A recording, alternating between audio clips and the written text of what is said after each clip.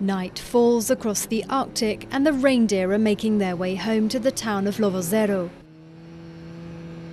Each year, Russia's indigenous Saami and Komi breeders follow their herds as they migrate north during the winter months. We've selected the reindeer for their meat and now we've brought them back to be slaughtered. We herd them in group by group. This is the first lot and there's more to follow. Traditionally, the slaughter took place in December, but for the last few years it's been pushed back to February. The reason? Climate change. Forced to cross numerous rivers on their way back home, breeders have to wait for the water to freeze over with thick ice.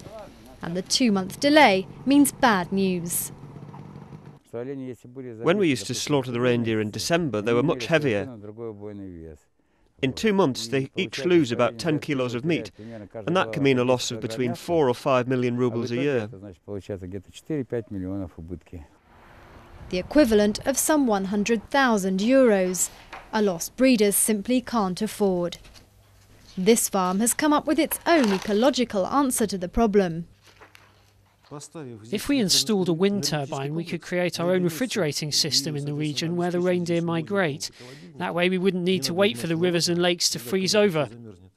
We could kill the reindeer in December before coming home and bring the meat back to the village on our snowmobiles. Farmers are currently looking for ways to finance the project, but they know that climate change is by no means their only concern.